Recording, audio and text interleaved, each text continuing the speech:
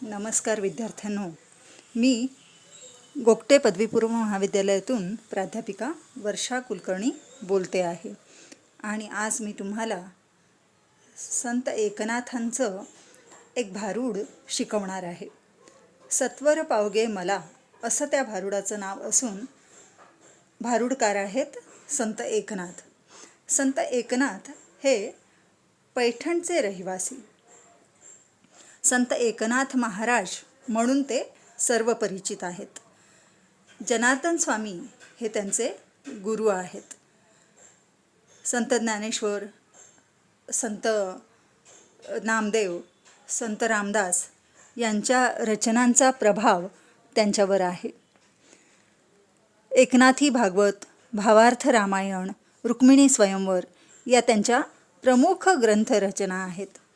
याशिवाय त्यांनी अनेक अभंग लिहिलेले आहेत, अनेक पदे रचलेली आहेत, गवळण्या लिहिलेल्या आहेत आणि विपुल अशी काव्यरचना केलेली आहे. त्या काळातील अडाणी जनतेला त्यांच्या या सोप्या आणि सुलभ काव्यरचनेनं मंत्रमुग्ध करून टाकलेलं होतं. भारूड हा प्रकार संत एकनाथांनी लोकप्रिय केला. संत एकनाथांची ही भारुडं जी आहेत ती द्व्यर्थी आहेत. द्व्यर्थी म्हणजे दोन अर्थांनी युक्त असलेली. वरवर पाहता या भारुडांचा एक शब्दार्थ वेगळाच आहे, पण त्याच्या पलीकडे आणखीन एक खोल अर्थ, विशिष्ट असा आध्यात्मिक अर्थ या भारुडांना असलेला आपल्याला पाहायला मिळतो. विंचू चावला, विंचू चावला, विंचू चावला ग, हे भारूड, किंवा दादला नको ग बाई, मला दादला नको ग बाई, हे भारूड ही संत एकनाथांची अतिशय प्रसिद्ध अशी रचना आहे. त्या व्यतिरिक्त आणखीन अनेक मनोरंजनपर भारुडं त्यांनी लिहिलेली आहेत. तर हे जे भारूड आहे हे देखील असंच एक अतिशय सुंदर असं भारूड तुमच्यासमोर आहे. आणि या भारुडाचं नाव आहे सत्वर पावगे मला. या भारुडामध्ये एक सासूरवाशीण सून भवानी देवीला प्रार्थना करत आहे की हे देवी, तू माझ्या घरातल्या सगळ्या माणसांना मारून टाक आणि मला त्यांच्या जाचातून मुक्त कर. ही स्त्री असं का बरं म्हणते आहे?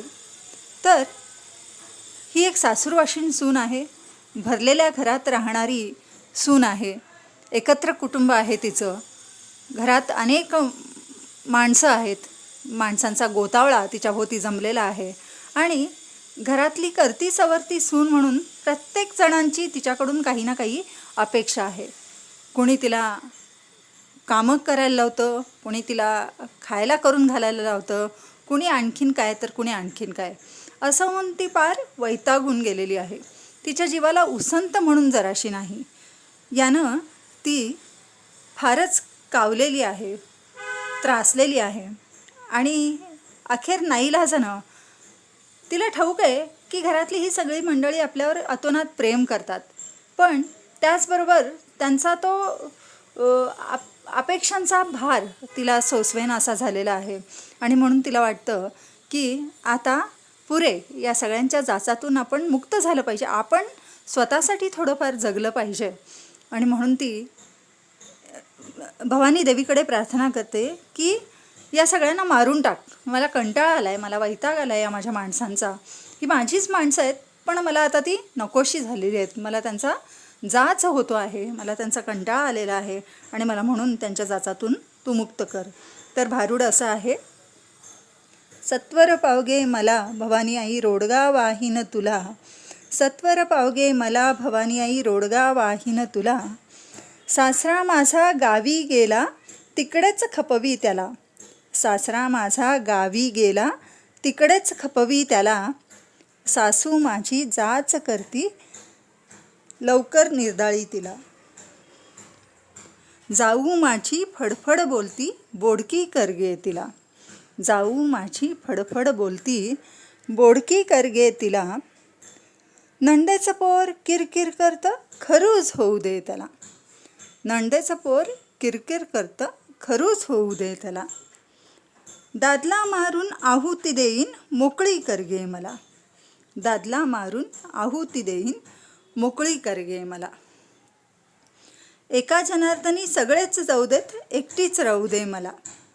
एका जनार्दनी सगळेच जाऊ देत, एकटीच राहू दे मला. तर अशा तऱ्हेनं एक मजेशीर असं भारूड इथं आपल्याला पाहायला मिळतं. सत्वर पावगे मला, भवानी आई रोडगा वाहीन तुला. हे भवानी देवी, तू मला सत्वर पाव, लवकरात लवकर तू मला पाव. म्हणजे काय, माझ्यावर प्रसन्न हो.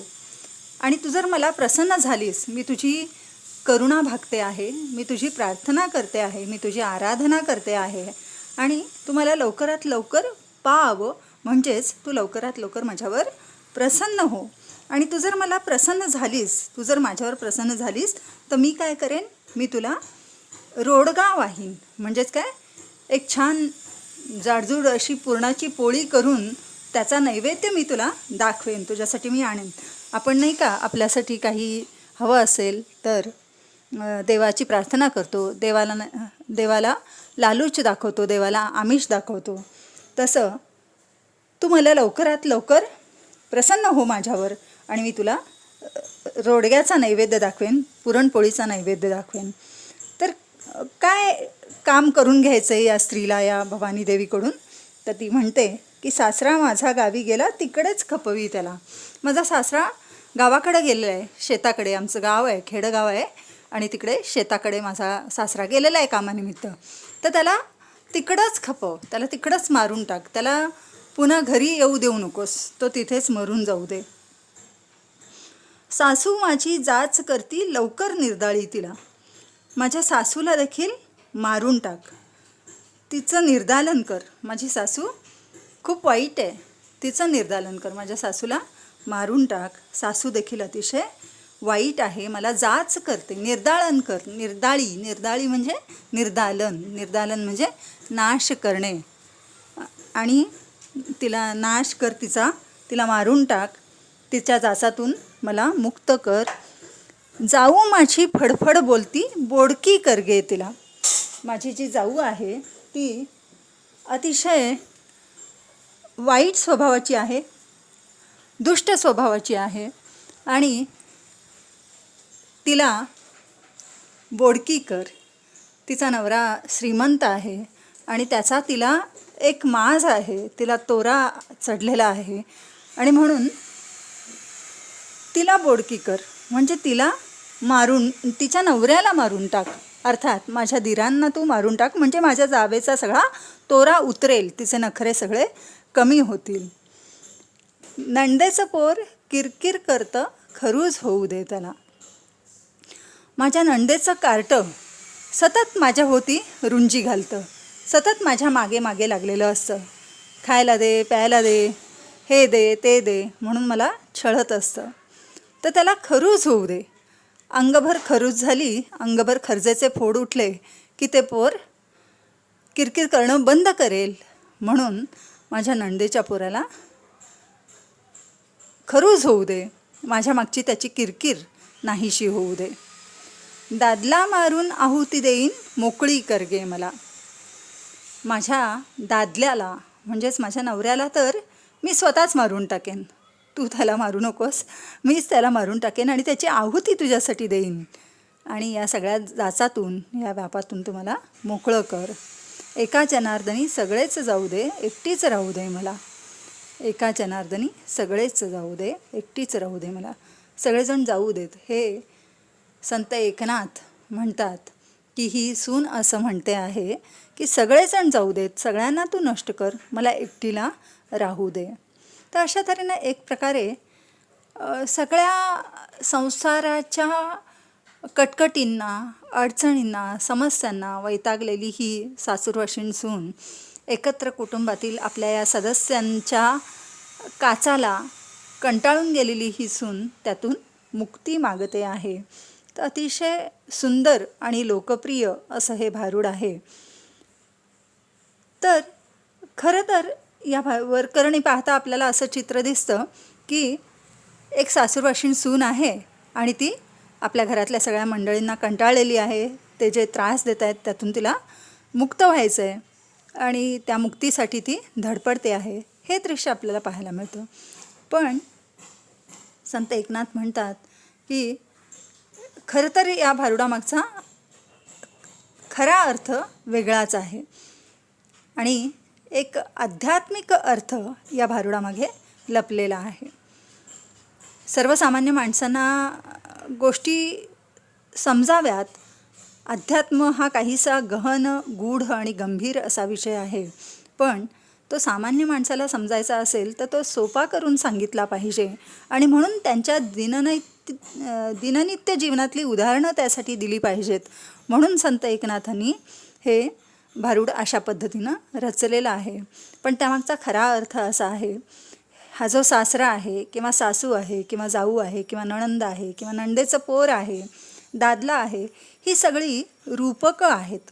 संत एकनाथांनी मनुष्य प्राण्याच्या अंगी असलेल्या अनेक विकारांना दिलेली ही प्रतिकात्मक नावं आहेत.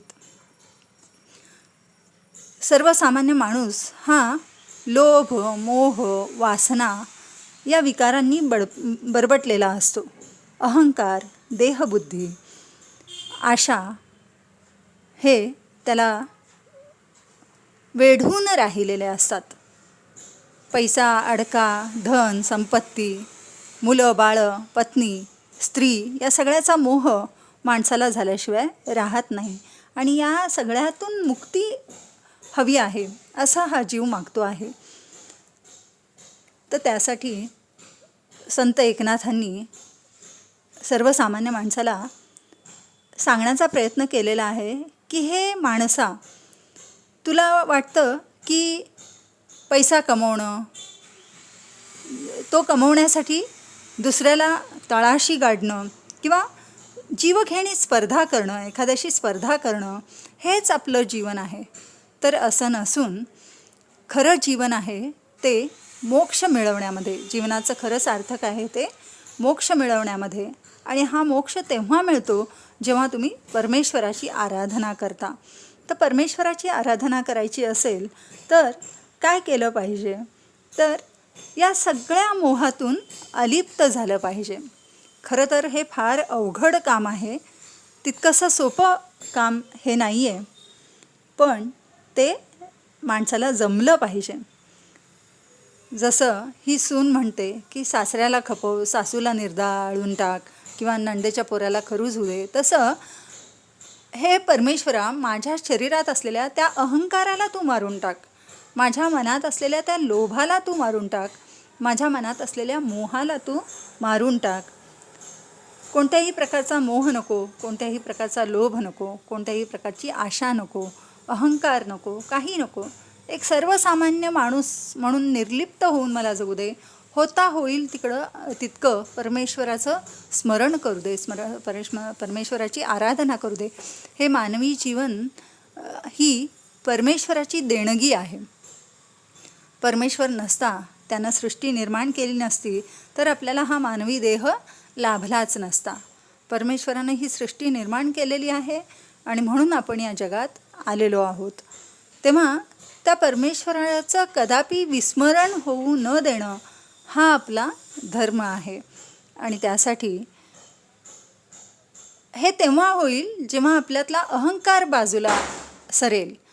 हे तेव्हा होईल जेव्हा आपल्यातला लोभ बाजूला सरेल. आपण जर लोभ, मोह, माया, अहंकार यात गुरफटून पडलो, मत्सर, द्वेष, हेवेदावे या सगळ्यात आपण अडकून पडलो तर आपल्याला याच्यातून मुक्ती मिळणार नाही आणि परमेश्वराचं स्मरण करायला आपल्याला सवड मिळणार नाही. आपण त्यातच गुरफटून पडू. आपली भावंडं, आपले शेजारी पाजारी यांच्याकडे काय आहे, काय नाही, माझ्याकडे काय आहे नाही, सतत एक प्रकारची स्पर्धा, सतत एक प्रकारची तुलना, यातच आपण अडकून पडलो तर आपल्याला त्या पलीकडचं जग कधी दिसणारच नाही. आणि ते जग जे आहे ते जास्त सुंदर आहे. अध्यात्म असं त्या जगाचं नाव आहे. आणि त्या अध्यात्माच्या मार्गावर जायचं असेल तर परमेश्वराचं स्मरण केलं पाहिजे. आणि ते परमेश्वराचं स्मरण करण्यासाठी आपल्यातील अहंकार, वासना, मोह, आशा, लोभ हे षड्रिपू आणि षड्विकार आपल्याला दूर ठेवले पाहिजेत. असं झालं तरच आपलं जीवन जास्त शुद्ध होईल, परिशुद्ध होईल आणि आनंदमय होईल. सुख जगी सर्व सुखी असा कोण आहे, विचारी मना तुची शोधूनी पाहे, असं संत रामदास म्हणून गेलेले आहेत. सुख हे माणसाच्या मानण्यावर असतं. सुख पैशात नसतं किंवा सुख स्त्री आणि मूल याच्यातही नसतं. पण सर्वसामान्य माणसाला वाटतं की सुख हे याच्यातच आहे. पैसा आणि मुलं बाळं पत्नी यात सर्वसामान्य माणूस गुरफटून राहतो. अध्यात्माच्या वाटेने त्याला जायचं असतं, पण हे सगळे षड्रिपू आणि षड्विकार त्या मार्गावरचे अडसर ठरतात. आणि म्हणून या अडसरांना तू दूर कर, या अडसरांना तू नाहीसं कर. एकटीच राहू दे मला. भारुडाच्या शेवटी ही सून म्हणते की एका जनार्दनी सगळेच जाऊ दे, एकटीच राहू दे मला. अर्थात निर्लिप्त मनानं, निर्विकार मनानं मला जगू दे.